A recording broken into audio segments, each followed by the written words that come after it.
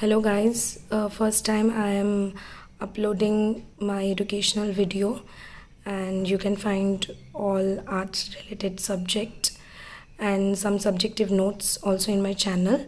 So basically I will upload my notes on history and geography, which is very much helpful for your government exam and for school exams too. I will make it pointive and so that you can easily remember. আমি বাংলা এবং ইংরেজি দুটো ভাষাতেই discuss করব notes, so that you guys can easily relate with the English terms and the Bengali terms. So আজকের আমাদের topic হলো difference between north Indian rivers and south Indian rivers. I think that all the notes are clearly visible. If you want the PDF forms, you can comment me in below and I will send you the PDFs in your respective Gmail accounts. Okay, so North Indian rivers and South Indian rivers have some differences, but I actually mentioned some consequences of the difference. We actually mentions in all our difference that this thing have and this thing have not, but I have mentioned some consequences that can actually explain the effects of the differences. বাংলায় বলতে গেলে আমি কনসিকোয়েন্সগুলো এই কারণে দিয়েছি যাতে পার্থক্যের ফলাফলগুলো খুব ভালোভাবে সবার কাছে বোঝার মতো হয়. So first of all we have formations of north Indian rivers. These all are formed of glacials, so these all are snowfed. এখানে বলছে উত্তর ভারতের নদীগুলো সমস্তটাই তৈরি হয়েছে হিমবাহ থেকে এবং এগুলো সবই হিমবাহ গলা জলে তৈরি. অন্যদিকে সাউথ ইন্ডিয়ান রিভারগুলো, these all are rain fed rivers, অর্থাৎ বৃষ্টির জলে পুষ্ট নদী, এবং এগুলো বহুদিন ধরে রেইন ওয়াটার জমা হয়ে তৈরি হয়েছে, formed by as long rain water during monsoons. Consequences of formation that north Indian রিভার্সগুলোর continuous flow throughout the year by glacier melting and also flood prone. সারা বছর ভালোভাবে জল পাওয়া যায় জাস্ট বিকজ এগুলো হিমবাহ গলে জল তৈরি, এবং ফ্লাড প্রোন এই কারণেই কারণ গ্লেশিয়ার মেল্টিংয়ের জন্য যে জলটা থাকে সেটা, প্লাস উত্তর ভারতে যে বৃষ্টিটা হয় সেই বৃষ্টির জল দুটোই একসাথে এই নদীগুলোতে দেখা যায়, তাই জন্য এগুলো অনেক সময় বন্যা প্রবণ বা ফ্লাড প্রোন হয়ে থাকে. Relatively, দক্ষিণ ভারতের নদী or the South Indian rivers has interrupted flow because they are rain-fed due to scarcity of rainfall in winter, flow getting disrupted and less flood-prone. দক্ষিণ ভারতের নদীগুলোয় অনেক বেশি ইন্টারাপ্টেড বা বিঘ্নিত প্রবাহমানতা দেখা যায় কারণ এগুলো বৃষ্টির জলে পুষ্ট, এবং বিশেষত শীতকালে যখন বৃষ্টির পরিমাণ কম থাকে তখন সাধারণত দেখা যায় যে এখানে প্রবাহমানতা বিঘ্নিত হয়েছে বা বাধাপ্রাপ্ত হয়েছে, এবং লেস ফ্লাড প্রোন অর্থাৎ এগুলো কম বন্যাপ্রবণ. নেক্সট পয়েন্ট হচ্ছে age.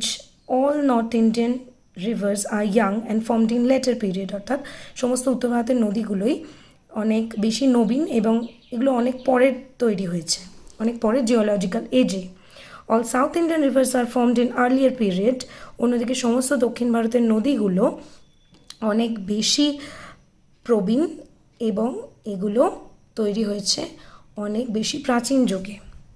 Okay, the nature of north Indian rivers are perennial and long, অর্থাৎ উত্তর ভারতের নদীগুলো অনেক বেশি প্রবহমান এবং দীর্ঘ. South Indian rivers are non perennial and have short river course. দক্ষিণ ভারতের নদীগুলো অনেক কম প্রবহমান এবং অপেক্ষাকৃত আকারে ছোট. কনসিকোয়েন্সেস অফ নেচার, এখানে যে কনসিকোয়েন্সেস অফ নেচার বলা হয়েছে সেটা অ্যাকর্ডিং টু দেয়ার পেরিনিয়ালিটি অর্থাৎ প্রবহমানতা অনুসারে. So we can see that perennial rivers are navigable, also suitable for irrigation, অর্থাৎ উত্তর ভারতের নদীগুলো প্রবহমান হওয়ার জন্য নেভিজেবল, অর্থাৎ এখানে সহজেই যাত্রা করা যায় বা যাত্রার জন্য এগুলো সুগম, অ্যান্ড সুটেবল ফর ইরিগেশন, অর্থাৎ এখানে জলসেচের সুবিধা রয়েছে যেহেতু সারা বছর জল থাকে. রিলেটিভলি আমরা সাউথ ইন্ডিয়ান রিভার্সগুলো দেখতে পাই that is non perennial rivers and are not navigable and these are not suitable for irrigations. South Indian রিভারগুলো নেভিজেবল নয়, অর্থাৎ এগুলোর মধ্যে থেকে যাতায়াত করা খুবই কঠিন, যেহেতু বছরে বর্ষাকাল ছাড়া অন্য সময় জল কম থাকে, এবং নট সুটেবল ফর ইরিগেশন, যেহেতু সারা বছর জল থাকে না তাই ইরিগেশনের জন্য ততোধিক সুটেবল নয়। River course. We can see in North India that drastic changes in river course and due to hilly surface and landslides and earthquakes. অর্থাৎ উত্তর ভারতে আমরা সাধারণত দেখতে পাই যে ভূমিভাগের বেশ কিছু পরিবর্তন ঘটেছে নদীর প্রবাহ পথে। রিভার কোর্স মানে নদীর প্রবাহ পথ, এবং সেটা কেন? ডিউ টু হিলি সারফেস অর্থাৎ পাহাড়ি অঞ্চল, এবং ল্যান্ডস্লাইড বা যে ভূমিধসগুলো ঘটে থাকে উত্তর ভারতে, এবং আর্থকোয়েক বা ভূমিকম্পের জন্য যে ফল্ট বা চ্যুতিগুলো হয় তার জন্য অনেক সময় গতিপথের পরিবর্তন হয়। In south Indian rivers are comparatively geologically stable and devoid of meanders. নদী বাঁক খুব কম থাকে, ডিভয়েড মানে মেন্ডার্স বাদে। মেন্ডার্স সাধারণত আমরা জানি নদী বাঁক, যেটা নদীর পার্বত্য প্রবাহে তৈরি একটা জিওলজিক্যাল ল্যান্ডফর্ম। তো দক্ষিণ ভারতের নদীগুলো অপেক্ষাকৃত জিওলজিক্যালি স্টেবল, অর্থাৎ এগুলো ততোধিক নিজেদের গতিপথ পরিবর্তন করে না। Origin north Indian rivers are originated from higher altitude region, অর্থাৎ উচ্চ অক্ষাংশ থেকে এরা সৃষ্টি হয়। South Indian rivers are originated from lower altitude region, এগুলো দক্ষিণ ভারতের অপেক্ষাকৃত কম নিচু অঞ্চল থেকে সৃষ্টি হয়, কম অক্ষাংশের অঞ্চল। Geology. Due to rough river terrain from a certain height, it has suitable velocity because of steep gradient.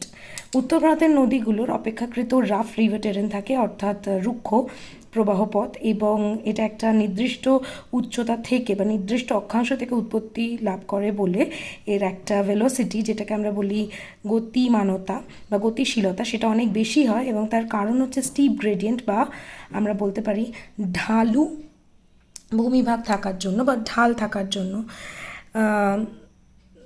South Indian রিভারের ক্ষেত্রে দেখা যায় it has less velocity and less gradient due to its lesser geological nature and heights. তো দক্ষিণ ভারতের নদীগুলোর ক্ষেত্রে দেখা যায় যে এদের গতিমানতা অনেক কম এবং এদের ঢাল অনেক কম হয়ে থাকে, এবং এবং এবং জিওলজিক্যাল নেচার এদের অনেক বেশি আলাদা হয়ে থাকে উত্তর ভারতের নদীগুলোর তুলনায়, কারণ এরা অনেক কম অক্ষাংশের অঞ্চল থেকে উৎপন্ন হয়ে থাকে। So consequences of their geological nature, তো ভূপ্রকৃতিগত নেচারের জন্য তাদের যে কনসিকোয়েন্সেসগুলো বা এফেক্টসগুলো দেখা যায়, that is north Indian rivers are more suitable for hydro power generation definitely because they have rough river terrain and also a speed and velocity which is very much suitable for hydro power generation. জলবিদ্যুৎ তৈরি হতে খুব বেশি সাহায্য করে তাদের এই তীব্র গতিবেগ এবং তাদের এই প্রচণ্ড পরিমাণে ভেলোসিটিটা। অন্যদিকে আমরা দেখতে পাই যে ঢাল কম থাকে এবং স্পিডও কম থাকে। So these all are not much suitable like north Indian rivers, দক্ষিণ ভারতের নদীর কথা। Next, we have differences in landforms. So North Indian rivers create landforms in 3 stages: upper, middle and lower. Also create floodplains which are vast. Example, Ganges has the largest delta mouth. So যেটা বলছে সেটা হচ্ছে উত্তর ভারতের নদীগুলো সাধারণত উত্তর ভারতের নদীতে আমরা 3টে কোর্স দেখতে পাই: আপার, মিডল অ্যান্ড লোয়ার, অর্থাৎ উচ্চ প্রবাহ, মধ্য প্রবাহ এবং নিম্ন প্রবাহ। এছাড়া উত্তর ভারতের নদীগুলো ফ্ল্যাট প্লেন্স তৈরি করে, যেগুলো সাধারণত বন্যার ফলে যে নদীর পাশে অববাহিকাগুলো তৈরি হয়ে থাকে সেগুলোকে আমরা বাংলায় প্লাবনভূমিও বলে থাকি। এবং উত্তর ভারতের নদীর মধ্যে গঙ্গার সবথেকে বড় লার্জেস্ট ডেল্টাটা ফর্ম করেছে বা বদ্বীপ তৈরি করেছে। In other side, South Indian rivers can only visible in 2 stages. It has no delta but have estuaries. দক্ষিণ ভারতের নদীগুলোতে সাধারণত কোনো বদ্বীপ গঠন হয়নি, তবে বহু খাঁড়ি তৈরি হয়েছে, এবং এখানে বেসিক্যালি 2টো স্টেজ মধ্যপ্রবাহ এবং নিম্নপ্রবাহই দেখা যায়। কনসিকোয়েন্সেস, ল্যান্ডফর্মসের কনসিকোয়েন্সেস আছে এদের, সেগুলো হলো it carries huge amount of silts due to erosion in 3 stages. যেহেতু 3টে প্রবাহ গতির মধ্যে দিয়ে আসে তাই জন্য এদের মধ্যে অনেক বেশি ক্ষয় কাজ দেখা যায়, অ্যান্ড অলসো দি ডিপোজিশন সেটাও দেখা যায়, তবে ক্ষয়টা বেশি দেখা যায় উত্তর ভারতের নদীর মধ্যে। In other hand, erosive power is lesser than North Indian rivers and carries only few loads due to slow motion and velocity. যেহেতু গতিমানতা অনেক কম তাই অনেক কম এরা বহন করতে পারে, তবে সঞ্চয় এই নদীতেও হয়ে থাকে। Okay, now towns and cities. North Indian rivers have fertile floodplains and perenniality that creates huge opportunity for agri-economy, and water transportation also creates beautiful places for tourists. Consequences are tourist spots like Haridwar, Benares and big industries are besides of this. Also greater settlements follows these. তো উত্তর ভারতের ক্ষেত্রে যেটা দেখা যায় যে উর্বর প্লাবনভূমি থাকে এবং প্রবাহমানতা ভালো থাকে, যার জন্য কৃষি অর্থনীতির ক্ষেত্রে একটা হিউজ অপরচুনিটি বা সুযোগ তৈরি হয়। এছাড়া জলপথে যাতায়াতের অনেক সুযোগ সুবিধা থাকে এবং এই সুবিধাগুলো থাকার জন্য বহু পর্যটন ক্ষেত্র গড়ে উঠেছে।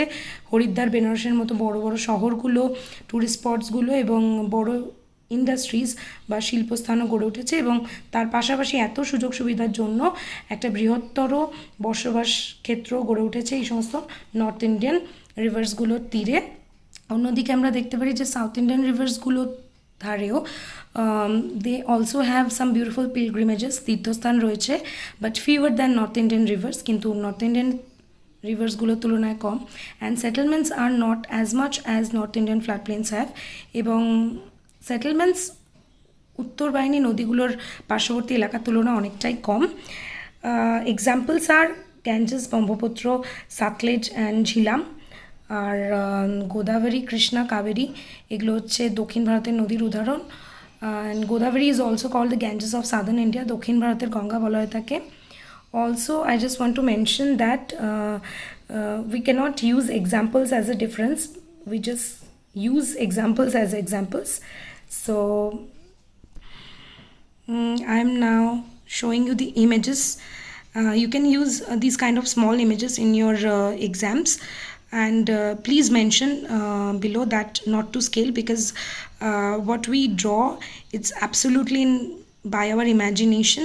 Just have a kind of a these figurines have some similarity with Indian map, but this is not actually based on the proper topology, so we have to mention that not to scale.